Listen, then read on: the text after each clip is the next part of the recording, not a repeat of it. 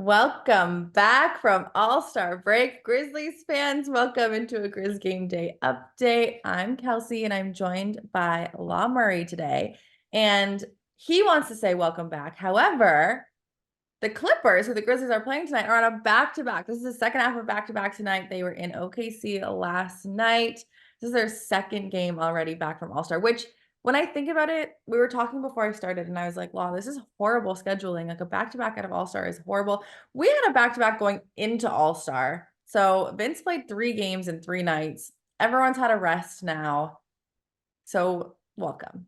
Welcome back. Thank you. And of course, you would have a step over shirt on ahead of the Teron Lue visit to Memphis. So I didn't actually think about that. Oh my God, I really didn't think about that.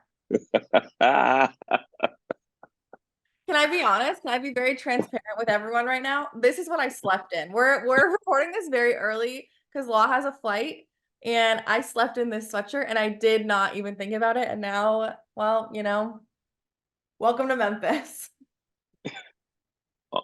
all I'm going to add to that is I'm from Philly, and in my first few months at the Athletic, Teron just called me out for being from Philly, and I couldn't say anything because it's like my first memory of Teron Lue is obviously the '01 NBA Finals. So I was in 8th grade, and yeah, I'm glad that T. Lue and AI are friends. That's all I'm going to say. Yeah. Grizzlies legend Allen Iverson. Yeah, there we go. Let's talk about tonight's game. The OKC Thunder beat the Clippers last night by like 20. The big stars, Kawhi, PG, Harden, they all played 20 or more minutes. Like they put big minutes up. Russ played 16. He only had 2 points. Just didn't like seem like him. The most recent time that the Grizzlies played the Clippers, because this is the 4th and final time this evening. The Clippers have won 2, the Grizzlies have won 1. The most recent was at home in Memphis. The Clippers won by 10-ish, 9 points. Oh my goodness. PG had 37, Kawhi had 22, and 3 of the 4 Grizzlies top scorers are no longer with the Grizzlies.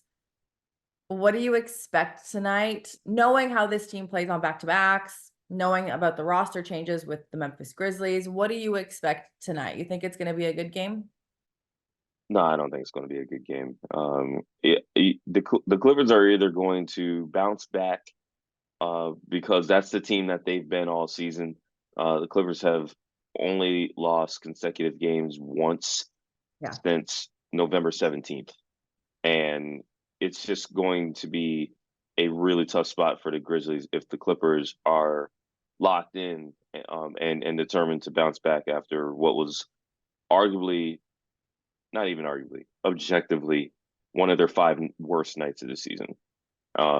Or the Clippers are going to be completely strung out and and they're going to be out effort by a Memphis team that just beat the Bucks without Jaren Jackson Jr., without a bunch of guys that they could rely on, like Luke Kennard.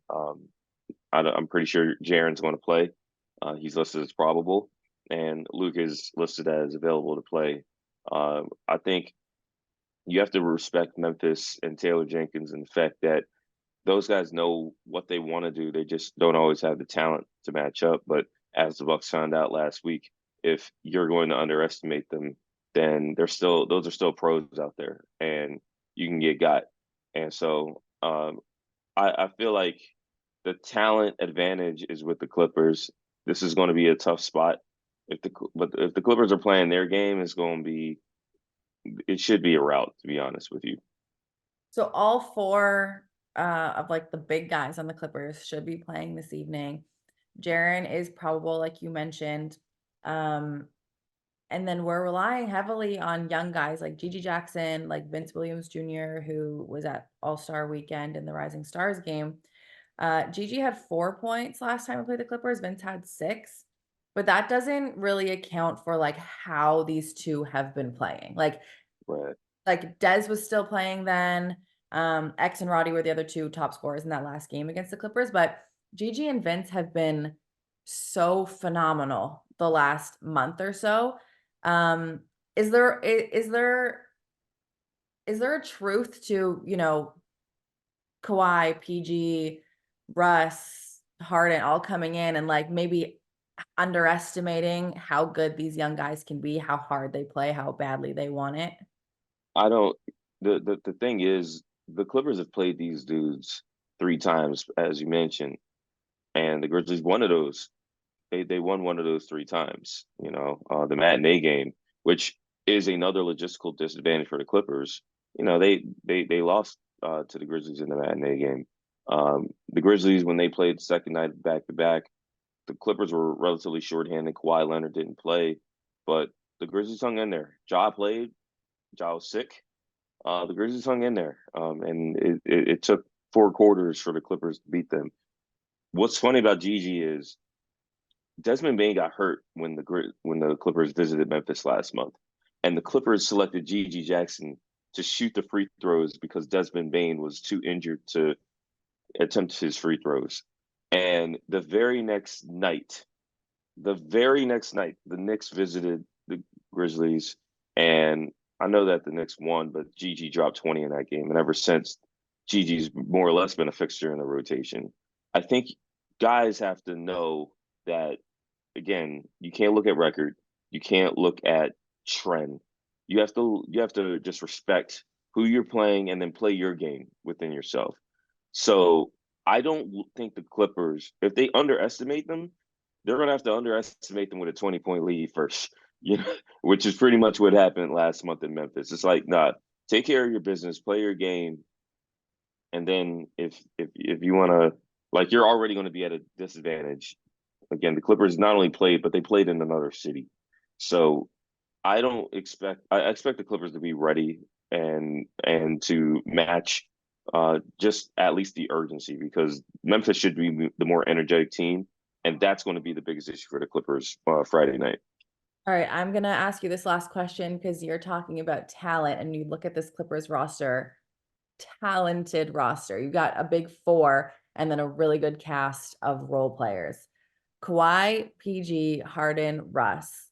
Give me out of those four who you expect to have the biggest night tonight, and then also on the Grizzlies end, the matchup with that person. It's got to be Paul George. Paul's got to bounce back.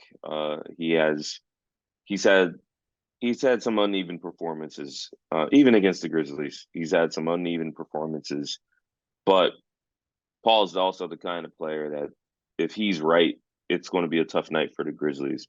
And given who I think Memphis is going to wind up starting, I think that's going to be Vince Williams Jr., I who was gonna has to say really Vince. match up.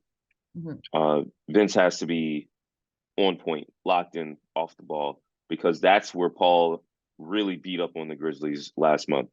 I mean, Paul had one of his very best games of the season when Yeah. he went to Memphis, and it was just cash every shot, whether it was a difficult shot or if the Clippers were just running pick and roll and the ball found Paul. Yeah. So I think that's the big matchup. I think knowing Taylor Jenkins, they're probably going to load up, try and take Kawhi away, because the thing with Kawhi is so much more efficient than everybody else on the Clippers. So he has to get the majority of your attention, whether you're double teaming him, whether you're just trying to put bigger bodies, wear him down. But by doing that, that allows James Harden. James is still going to be the primary playmaker on the ball. So whatever attention you give to Kawhi, you still got to wait for Kawhi to even get the ball. And then if you have James setting things up in the middle of the floor and the ball is with Kawhi and that ball swings, that's how Paul is going to hurt teams. Paul knocks down those shots, it's going to be tough for the Grizzlies. And Vince has to be good. He's got to stay out of foul trouble, which he really didn't do against the Bucks.